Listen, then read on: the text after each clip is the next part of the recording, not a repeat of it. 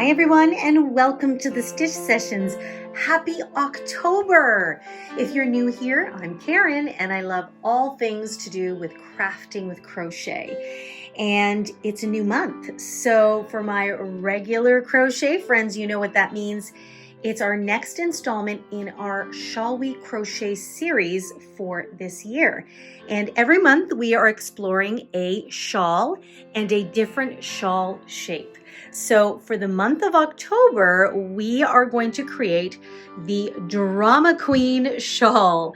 And I called it the Drama Queen shawl because it's just very a little over the top and very dramatic, in my opinion.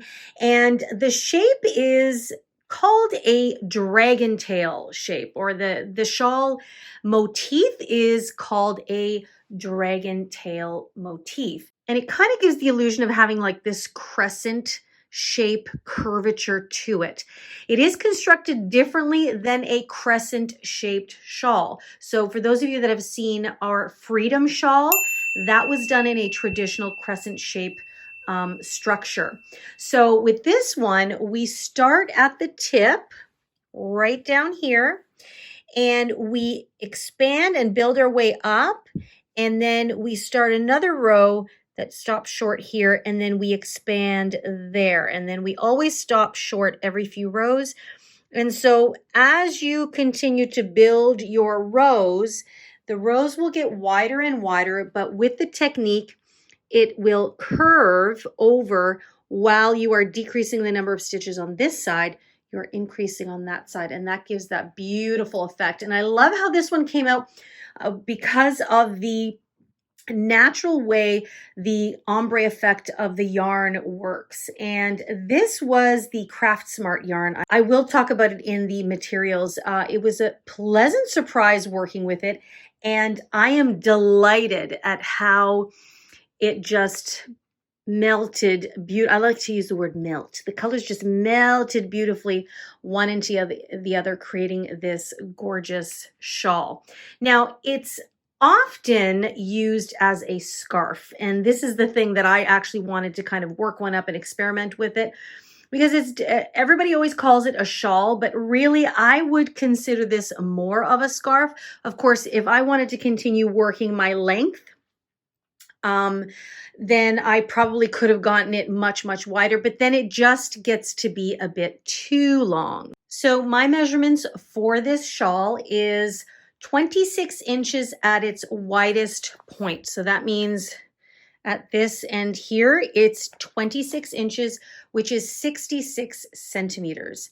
And my total length, which is from this end here all the way there, I have a length of 63 inches or 157.5 centimeters. So just to give you an idea of the measurements that have worked out for my shawl.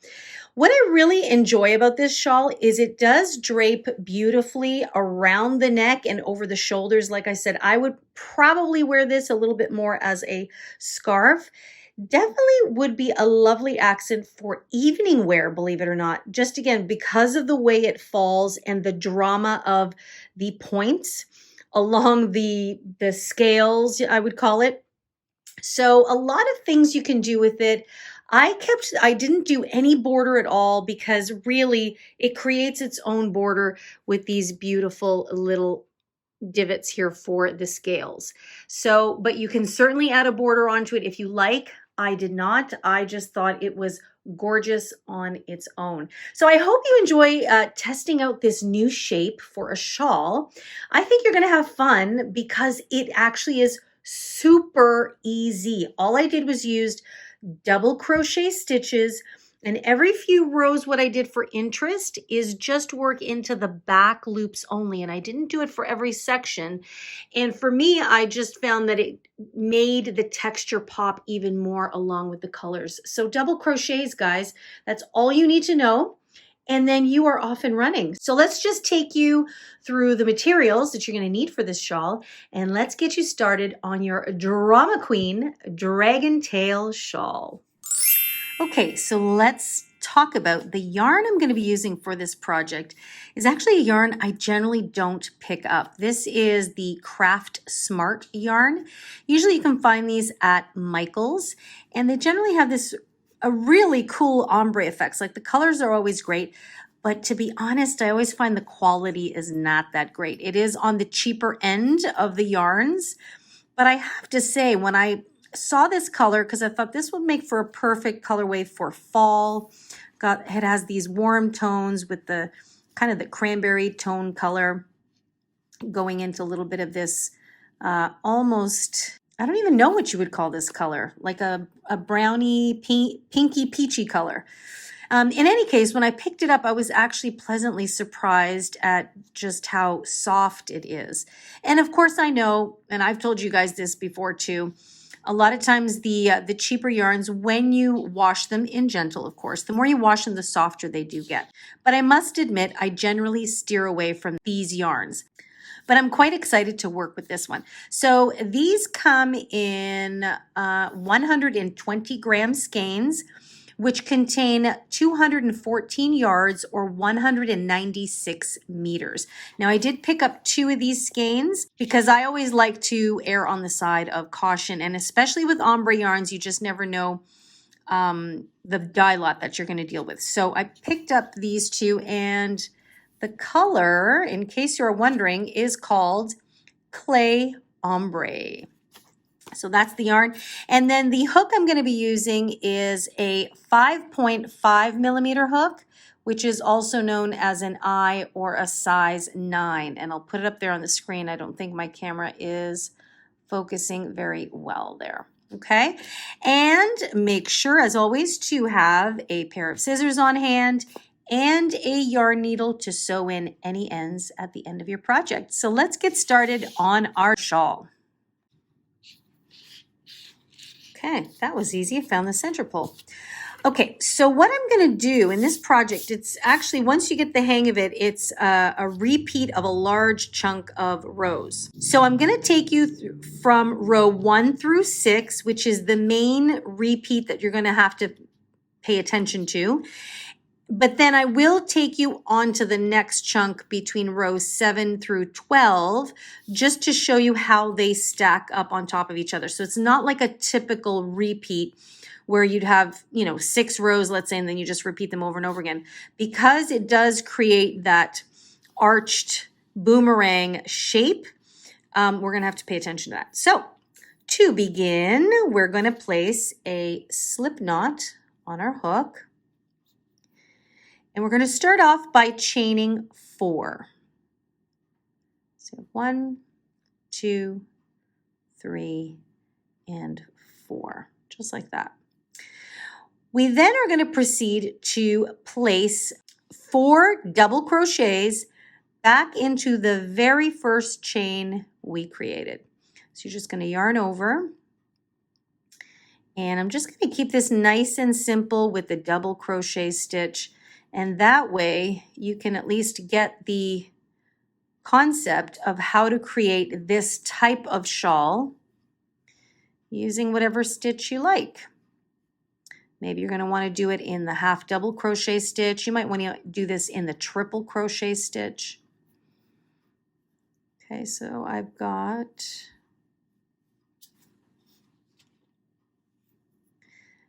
I've got 1, 2, 3, 4, so I need one more. Right back into that same stitch. Okay, so I've got what looks like a little bit of a fan here, and 3 of these chains, these 3 chains, will count as a double crochet stitch. So at the end of row 1, we've got 5 stitches, and yes, that is the first row. So let's move on to row number 2.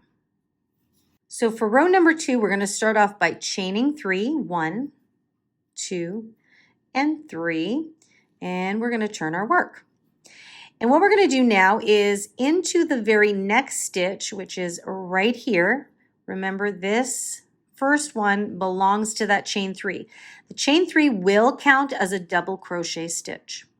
So for row 2, into the next stitch, what we're going to do is we're going to place an increase. So we're going to place 2 double crochet stitches into that same stitch. So we go back into that one, just like that. Okay. Into the next stitch, we will place 1 double crochet.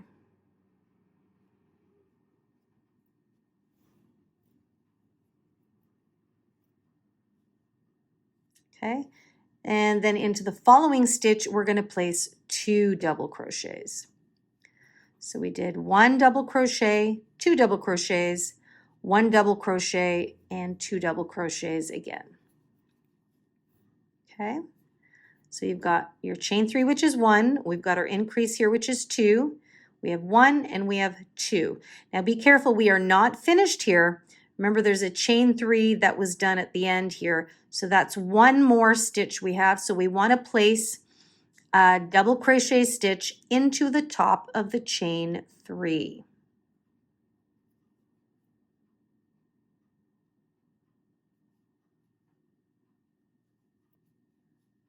Okay. So now row number 2 is now complete.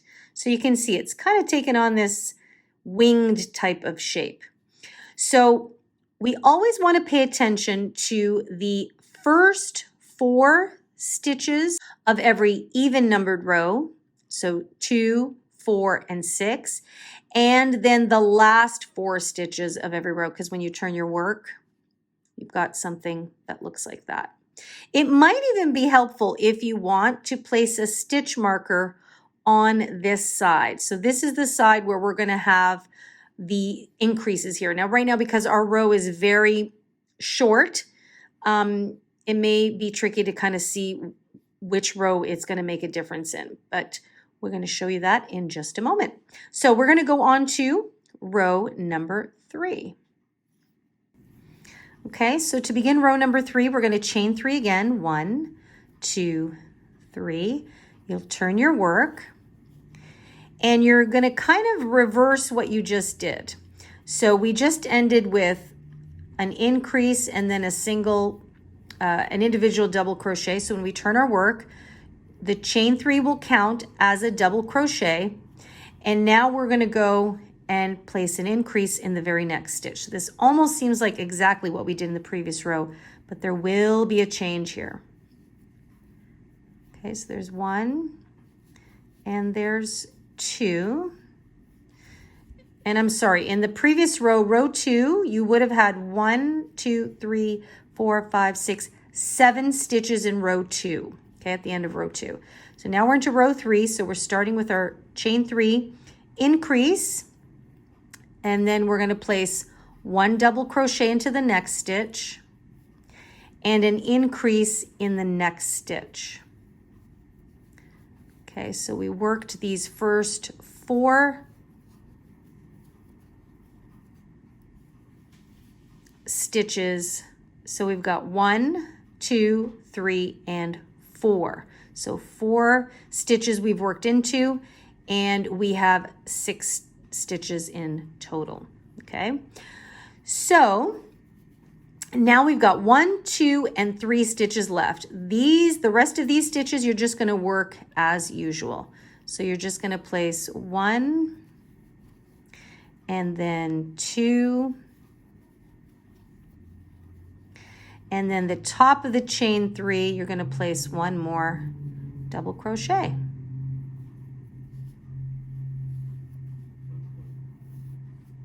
Okay, so you can really see that our little wing there, it looks like, is really starting to widen. So now you might be able to start seeing that our increases are going to be concentrated more on one side of that little wing area there. Okay, so we just did regular double crochets. So at the end of row number 3, you now have 9 stitches. So let's go on to row number 4. So to begin row number 4, we're going to chain up 3 as usual. 1, 2, 3, and turn our work. So like I said, if you want to put a stitch marker somewhere on this side, so every time you turn your work, you'll remember which side is the one that we're focusing the increases on. So we always look at the last 4 stitches of the increase side. So actually, I think what I'm going to do is I will indeed get a stitch marker. Okay, so I've got a stitch marker here, and that way we can keep track of what side we are looking at. It doesn't really matter where you place it, just so long as when you turn, you always know which side your increase is on. So this is row 4 we're beginning.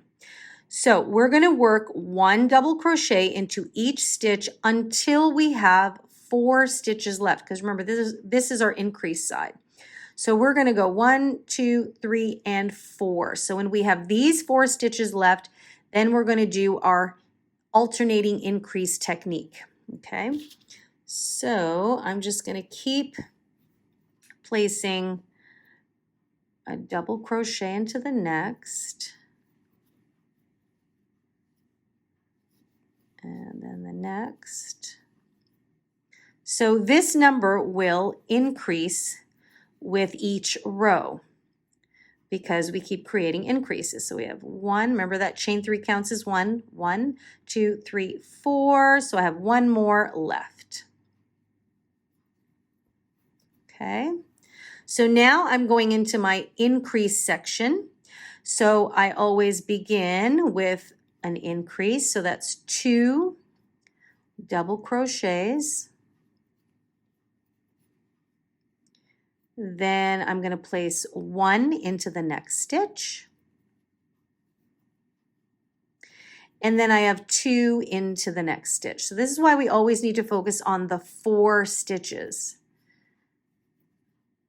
because each of those 4 stitches gets an alternating increase. So I say alternating because you've got an increase here, then there's no increase, an increase here, and then lastly, there's no increase. So you're just going to place that in the top of, whoops, in the top of that chain 3, just like that. So now we've completed row number 4. You can see it's really spreading out there. And at the end of row number 4, we have 1, 2, 3, 4, 5, 6, 7, 8, 9, 10, 11 stitches. So we're always placing 2 increases in there. So we're increasing 2 stitches with every row. So now let's take you on to row number 5. So for row number 5, we're going to chain 3, 1, 2, and 3.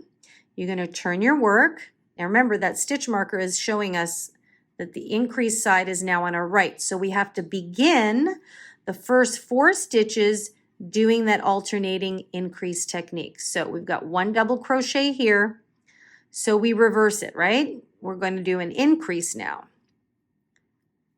So we do a double crochet, increase, double crochet, and increase.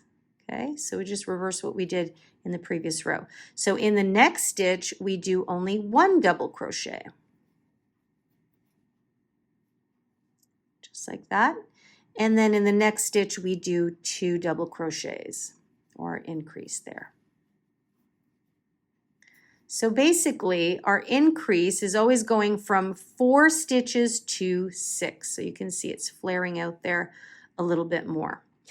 And now for the rest of the row, all I'm going to do is just place 1 double crochet into each stitch for the rest of the row. Nice and easy. So now you can see I have a lot more stitches to the end of my row here. Okay, so I've completed row number 5. I now have 13 stitches. So you can see it's going up by 2. Now we're going to take you on to row number 6, and that will be the main chunk of how you create the little edges of the tail. Some people call it the wing, however you like it.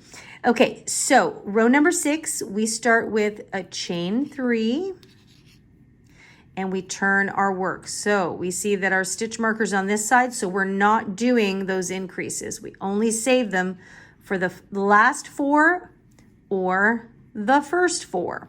So in this case, it's at the end of our row. So we're just going to continue again, going into the very next stitch. And we're going to place double crochets, 1 into each stitch, until we have 4 stitches left. Okay, so I now have 4 stitches left. Remember that chain 3 counts as 1.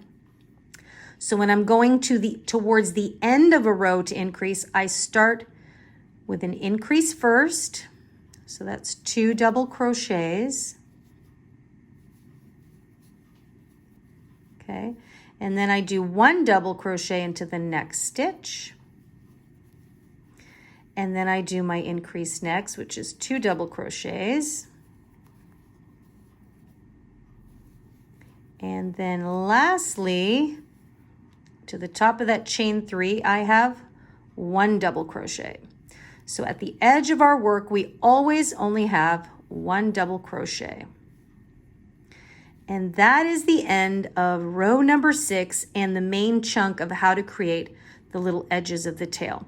So we now should have 15 stitches. So we had 13 in the previous round.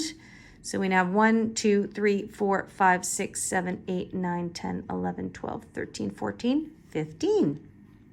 Okay, so we're now going to turn our work and we're going to begin the next chunk of 6. So this is basically what you have to kind of keep in mind. It actually does not matter at all how many stitches are back here. It's always remembering to do that increase technique on your increase side, okay? So now we're going to do our next tier of 6 rows, and I'm going to show you what's going to be a little bit different here. So this is row number 1 of our next section. So sometimes I call it row number 1, but I'm just going to call it row number 7 just to keep it nice and easy. So we are going to chain 3 as usual. 1, 2, 3.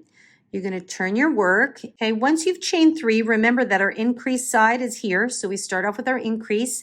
We're going to do our typical, except for this second chunk of 6, we are going to work into the back loops only. So instead of going in through the whole stitch, we're actually going to turn our work and see how you can see the tops of the stitches there, the V's. We're going to work into the back loop there. Okay, so this is an increase here. So we have 1 and then 2. Okay, then into the back loop of the next stitch right there. We're only going to place 1. And then we have our increase in the 4th stitch there. So it's always working those 4 stitches. Okay, just like that. So you can see it's going to create a little bit of a ridge effect, which is part of what we want to do to give our shawl that extra little texture. Okay, so now normally we would just continue crocheting 1 double crochet into each stitch. But because this is the next tier or the next section, we're only going to go until we have 6 stitches remaining. Okay, so we will not work into the last 6 stitches. So for me, that means I'm going to work 1 into each of the next 5 stitches. And I want to remember that I'm only going in through the back loops of the stitch.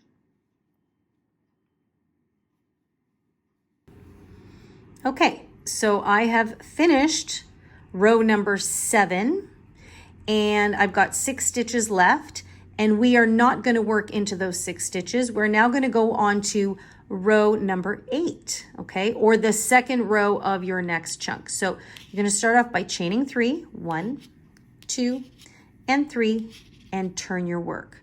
Where's that stitch marker? It's on this side. Now, if you want to, you can just move it up a little bit so that you can kind of keep track a little bit easier. Okay. So we're now going to work our way up until we have 4 stitches left here so we can work that increase. Now for this whole section, we are going to be working into the back loops only. So I do not go into this one because the chain 3 is already there. I'm going to go into the next one and double crochet.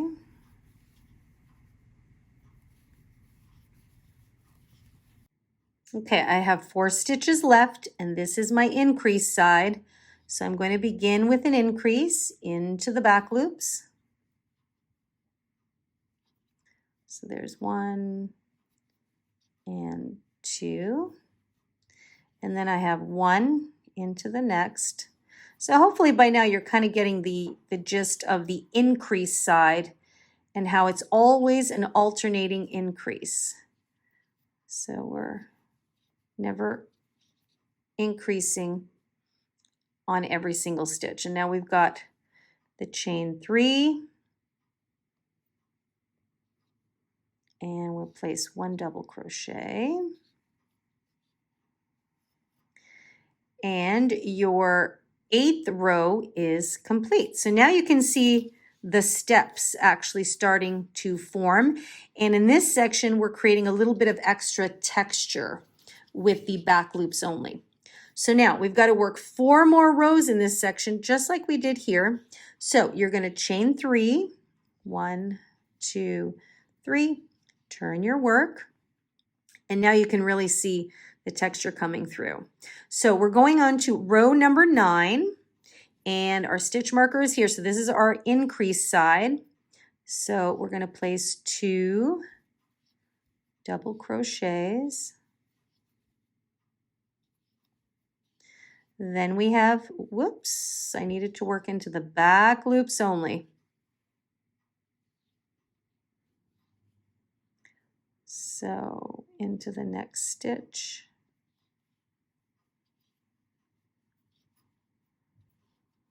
Increase. And then an individual one. And then an increase.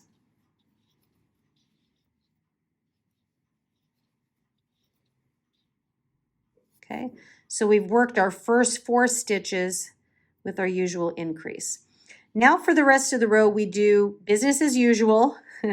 1 double crochet into each of the back loops only of each stitch. Okay, so we're going on to row number 10. You can see my colors starting to change now. So row number 10, or the 4th row of our next section, we're going to chain 3, 2, 3. We're going to turn our work, and the same thing. Okay, my stitch marker's on this side, so I'm not going to increase until those last 4 stitches. So I just, again, place 1 double crochet into each stitch, into the back loops only, until I have 4 stitches left. And this is row number 10, or row number 4 of your next section. Remember, each section is going to be 6 rows. Okay, I'm coming up to the end of row 10, and you know what to do. The stitch marker's on this side, so I increase. I have 4 stitches left, right? So I do an increase in the first of these 4. Then I do 1 regular and an increase in the next. And then at the top of that chain 3, as usual, I'm going to place 1 double crochet.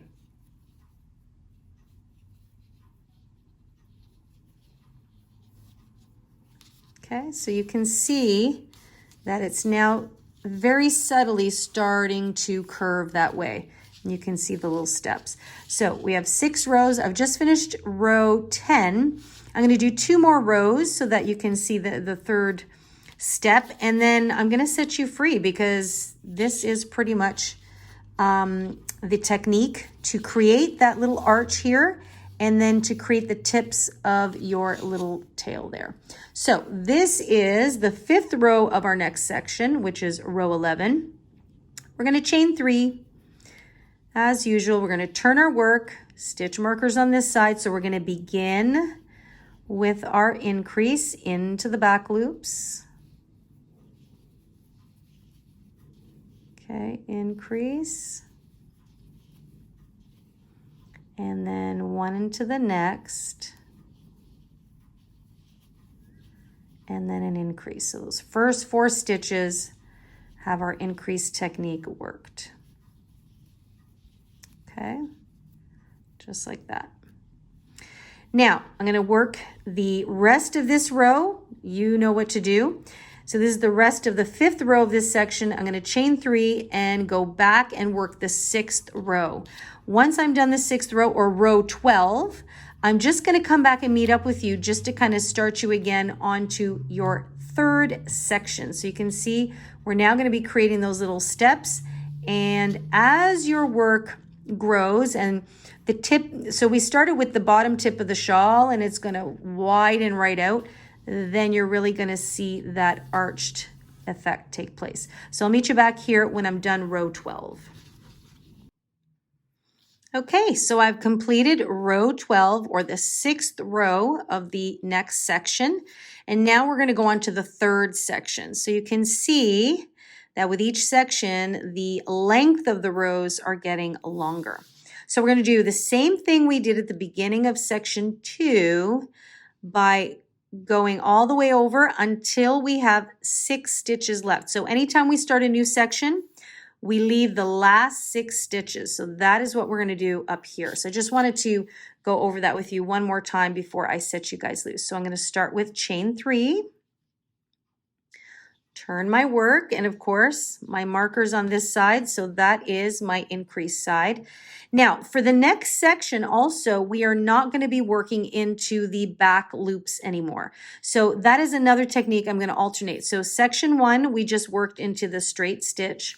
Section 2, we worked into the back loop, so you can see it created this really cool texture. Section 3, we're going to go back to the way we did it in section 1 by just working directly into the stitch. So it's just another way of creating a little bit of interest. So I'm going to do my increase here.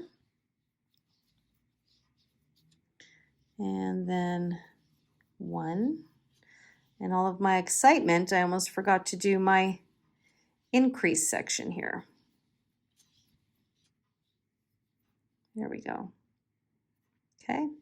And now I'm going to go 1 into each stitch all the way until I have 6 stitches remaining. Okay, so I've gone all the way until I have 6 stitches remaining, and now you can see the next tier or next section is beginning. And just out of curiosity, if you're wondering, I have 17 stitches now in this row, which would be row number 13. So the stitch count for each section, yes, you will pay attention to it because you go up 2 stitches, but then when you have 6 stitches left or 6 stitches less, and then you have you kind of start with a different stitch count every time. So the main thing to remember, 6 stitches get left behind when you're ready to go into a new section. And anytime you're working increases, they're in those last 4 stitches or your first 4 stitches, depending on which side you have turned. So if you're going to move on from here, you would now chain 3, turn your work, and continue across until you have the 4 stitches left where you're going to work your increases. Okay? So this is where I'm going to leave you because it's pretty much just a repetition continuously. I think by now you know that wherever you've got your stitch marker, that's where you're going to increase. You can also physically see that it is starting to arch a little bit. Now, I also experimented with this with a finer yarn, and I've actually got it over here. Okay. And so you can see I end up doing 1, 2, 3, working on four 4 sections. Hopefully you can see that against the white, but you can see that it started to arch a lot sooner, and that's simply because this was a much lighter weight yarn. So this arch is just happening a bit more subtle, but because of the weight of the yarn, we're going to have a much more substantial shawl at the end of the project.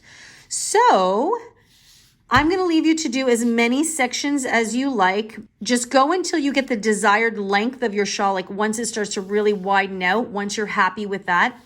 And then I'll meet back up with you to show you the end result of mine and how many sections I ended up doing. Now, don't forget, we are also alternating the technique.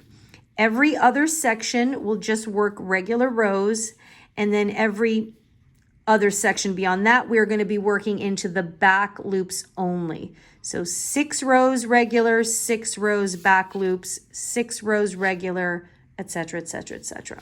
Okay, so press pause. It'll be a little while before I see you again, and then I will meet back up with you once you've completed your desired length.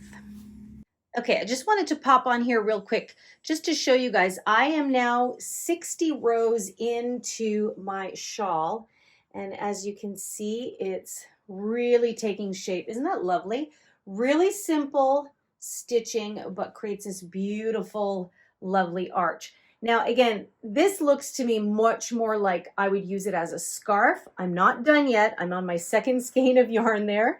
But really, it's going to be a longer length than most people anticipate, because it does take a while for the widest part to get fairly wide to what I would call a shawl width.